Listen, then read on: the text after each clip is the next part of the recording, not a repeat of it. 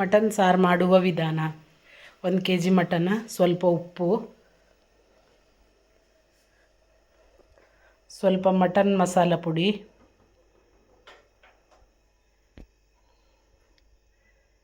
ಸ್ವಲ್ಪ ಅಚ್ಚ ಖಾರದ ಪುಡಿ, ಸ್ವಲ್ಪ ಅರಿಶಿನ ಹುಡಿ,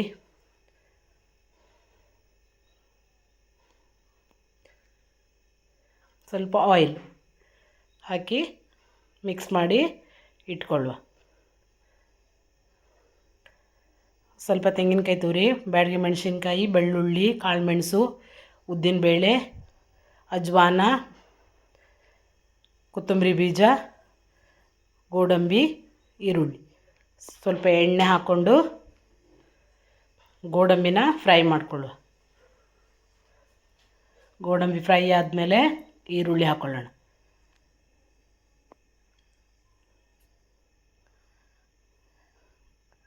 ಈರುಳ್ಳಿ ಫ್ರೈ ಆದಮೇಲೆ ಸ್ವಲ್ಪ ತೆಂಗಿನಕಾಯಿ ತುರಿ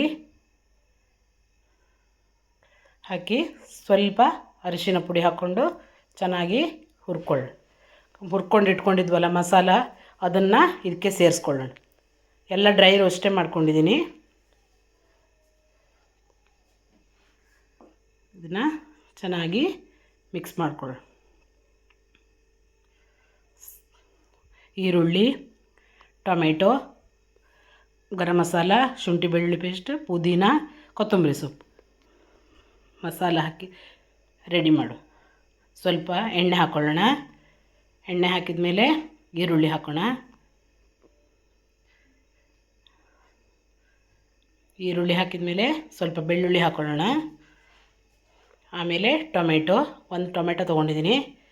ಆಮೇಲೆ ಶುಂಠಿ ಬೆಳ್ಳುಳ್ಳಿ ಪೇಸ್ಟ್ ಎಲ್ಲ ಹಾಕಿ ಚೆನ್ನಾಗಿ ಫ್ರೈ ಮಾಡಿಕೊಳ್ಳು. ಫ್ರೈ ಆದಮೇಲೆ ಸ್ವಲ್ಪ ಮಟನ್ ಮಸಾಲ ಪುಡಿ,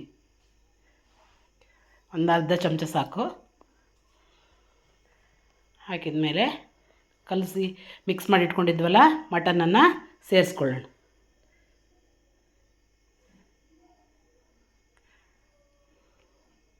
ಮಟನ್ನ ಸರಿಯಾಗಿ ಮಿಕ್ಸ್ ಮಾಡ್ಕೊಳ್ಳೋಣ. ಮಿಕ್ಸ್ ಮಾಡಿ ಒಂದು 5 ನಿಮಿಷ ಮುಚ್ಚಿಟ್ಟು ಬೇಯಿಸೋಣ.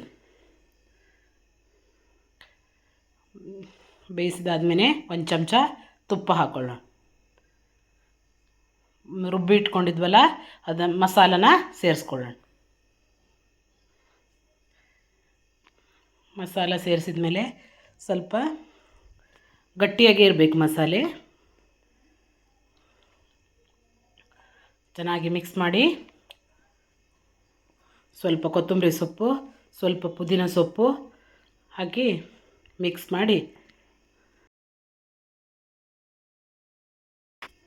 ಮಾಡೋಣ.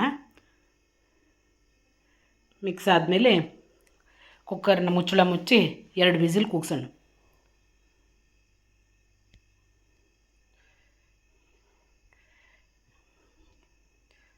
ವಿಸಿಲ್ ಆದಮೇಲೆ ಮಟನ್ ಸಾರು ಈ ಥರ ಬರುತ್ತೆ ನೋಡಿರಿ. ಈಗ ರೊಟ್ಟಿ, ಚಪಾತಿ, ಬಾಯ್ಲ್ಡ್ ರೈಸ್ ಯಾವುದ್ರ ಜೊತೆ ಬೇಕಿದ್ರೂ ಮಟನ್ ಸಾರು ತುಂಬ ಚೆನ್ನಾಗಿರುತ್ತೆ.